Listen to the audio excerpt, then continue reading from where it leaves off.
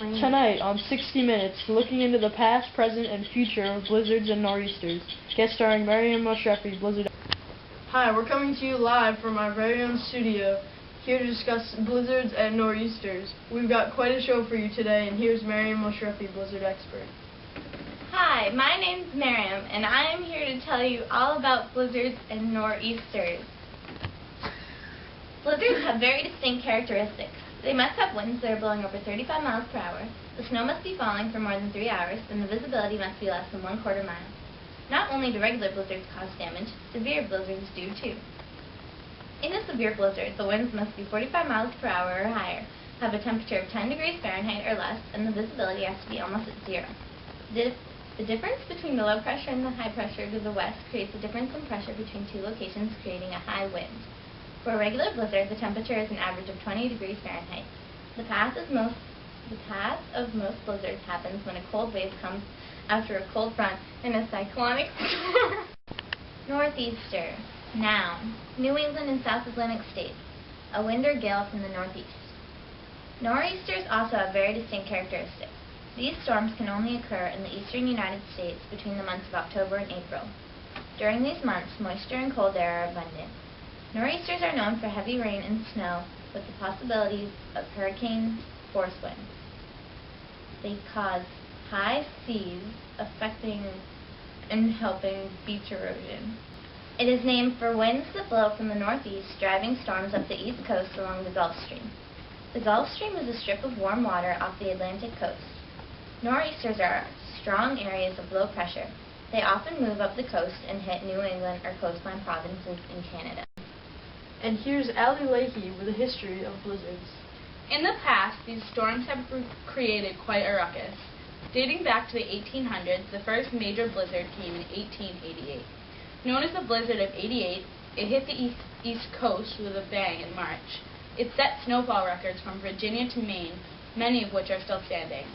New York City got hit with 21 inches in just 12 hours. Telephone systems, streetcars, elevated trains were all shut down. For the first time since opening in 1790, the New York Stock Exchange was closed. The average snowfall was around 40 inches and winds blew up to 70 miles per hour. The largest snowfall was in Saratoga Springs, New York, where 58 inches had fell.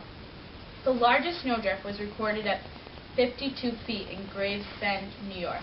During this blizzard, 400 people died, half of them were in New York.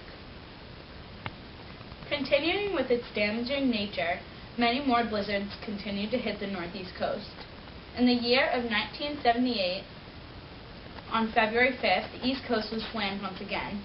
The snow fell at a steady rate at 4 inches an hour for 36 hours. The winds were blowing at a steady rate of 86 miles per hour, with gusts up to 111 miles per hour. Snowdrifts were reported at 15 feet. Beachfront properties like the ones on Plum Island were ruined, and coastal flooding was a major issue. Strong winds and high waves caused eroding and loss of important sand dunes. 39,000 people stayed in emergency shelters, while 1,700 homes were damaged. $202 million in federal disaster assistance was needed during and after the storm. It caused whiteouts that stretched citywide, and cars were abandoned on the highway. Some people were even stranded in their homes.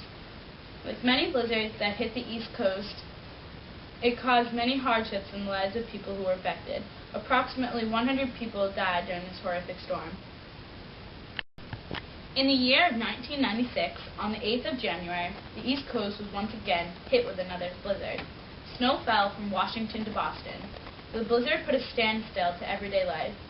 Stores, streets, schools, and federal buildings were closed, putting many cities virtually not moving.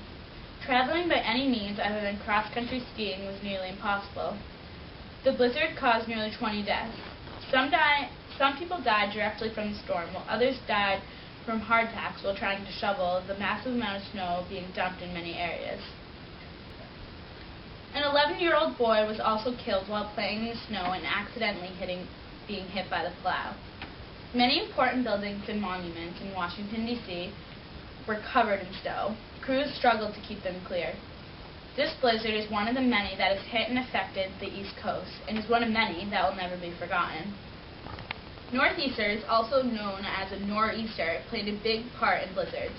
Unlike blizzards, nor'easters occur often, but very few are big enough to make the news.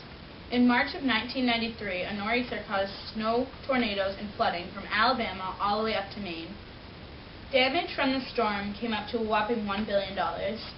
On Halloween of 1991, more than 1,000 homes were damaged.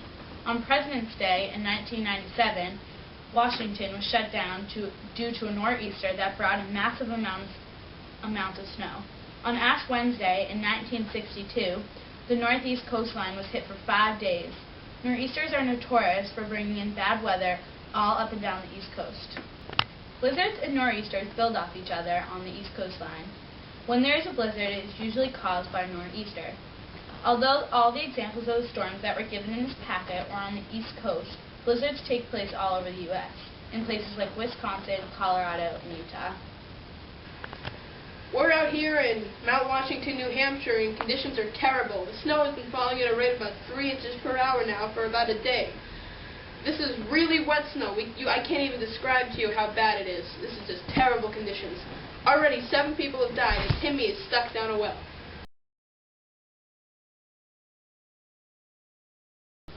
Some fun facts we didn't mention in today's show.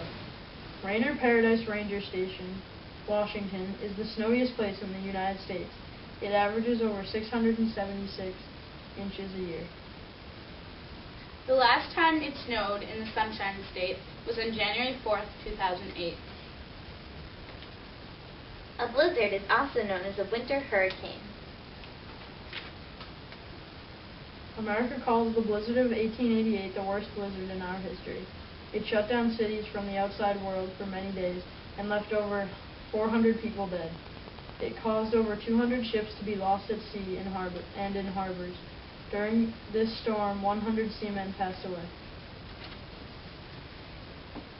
In 1899 on Valentine's Day, Tallahassee, Florida saw a reading on the thermometer of -2 degrees Fahrenheit. It is the only sub-zero temperature recorded in Florida ever. In 1992, a blizzard covered Washington, D.C. with over 2 feet of snow. It has been came to be known as the Knickerbocker Storm due to the fact that the weight of the snow caved in on the Knickerbocker Theater, killing approximately 100 people. Over 50 people died in the blizzard of 1978. This blizzard turned New England into a white wasteland for many days, and one child who wandered only a few feet away from his house wasn't found until the snow melted.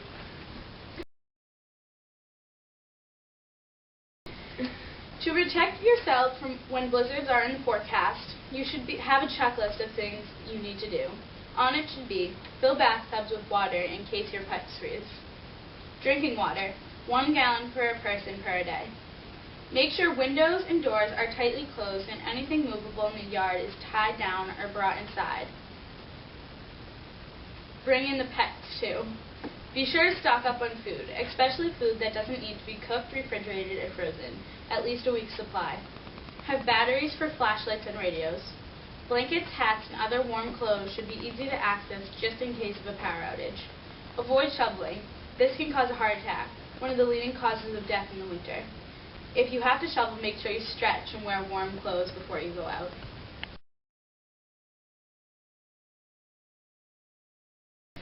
We're gonna have like a really long blooper section, guys. One day I go, what? And she's like, what? I'm like, what?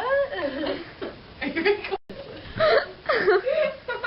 Stop laughing. I can't help it. Don't look at me. Don't look at me. Don't look at me. I just think it's so funny how she laughs all the time. Why did her have another when she mic? sucked in the helium and she was like, We definitely she's crying. Stop laughing, it's just going to make it worse. Calm it down. Hi, we're coming to you live from our very own studio. Yum!